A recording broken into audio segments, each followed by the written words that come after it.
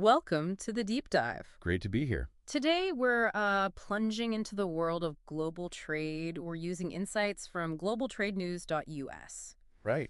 And our mission really is to figure out the key ways this whole global exchange thing, well, shapes your daily life. Exactly. It's something Yeah. we often take for granted, I think. But global trade, I mean, it's running underneath almost everything we do, everything we use. Okay. And looking at globaltradenews.us, one thing that jumps out almost immediately is where everyday goods actually end up coming from.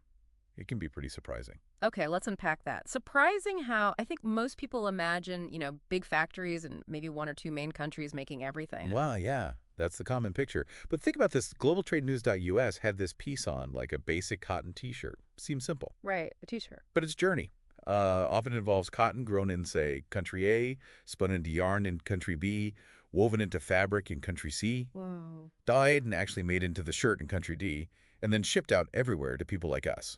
That's quite a trip for a t-shirt. It is. That level of intricate specialization, that's really what modern trade is all about. So this interconnectedness isn't just about, the sheer amount of stuff being shipped, Yeah. but the actual production process itself is a web. Precisely.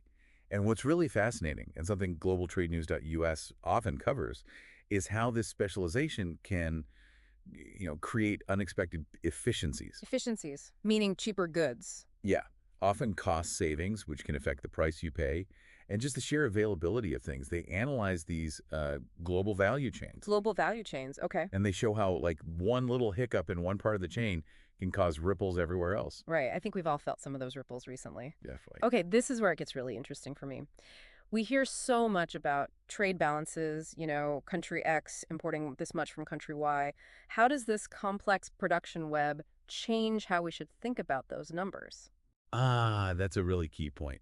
Those traditional stats, the ones that just look at where the final product was put together, Mm-hmm. they can kind of mask where the real value came from. Mask it how? Well, as globaltradenews.us often points out, something labeled made in country X might actually contain, a huge chunk of its value from parts or materials or even design work done in lots of other countries. So that simple idea of just imports and exports, it gets much blurrier Much blurrier, exactly. It's less about just one country selling a finished thing to another. and more about participation. Yeah, participation in this massive worldwide production network. Everyone adds a little piece. Okay. And that must have big implications then for economic policy. Huge implications. Mm. And for how countries and even companies think about being competitive. Globaltradenews.us has loads of articles exploring how businesses try to position themselves just right within these chains. To take advantage of specific skills or lower costs somewhere? Exactly. Leveraging, specific expertise in one place or maybe cheaper labor in another or better raw materials somewhere else. So digging into globaltradenews.us, it's clear this isn't just about massive corporations, right? Does it trickle down? How does it affect, say, smaller businesses?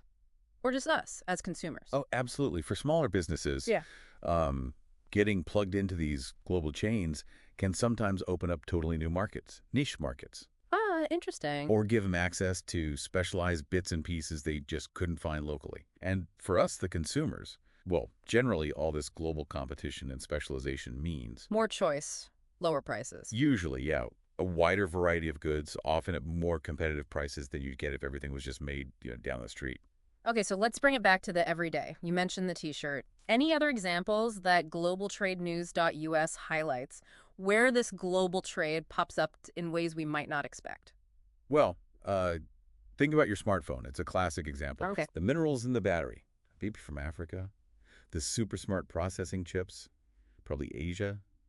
The screen could be from somewhere else entirely. And then it's all put together somewhere else again. Often, yeah. Final assembly might be in, say, China or Vietnam.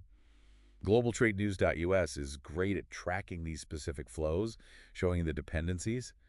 It's a logistical marvel, really. It really is kind of mind-boggling when you start tracing it all back. It just highlights how well connected everything is now through trade. Precisely. Yeah. And understanding that connection, even just a little bit, it gives you a much richer way to think about, economic news, policy debates, Even just the stuff you buy. even the stuff you choose to buy. Exactly. And globaltradenews.us is a good place to keep up with it all if you want to dig deeper. Right. So maybe a final thought for everyone listening. Just take a second, look at the things around you right now, your Hmm. phone, your clothes, your coffee mug maybe. Yeah. Just wonder for a moment, where did all the different parts of it come from? What journey did it take? It's this huge, complex story happening all the time, one that globaltradenews.us helps shed light on. Perhaps it'll make you a little more curious about the story behind the next thing you buy.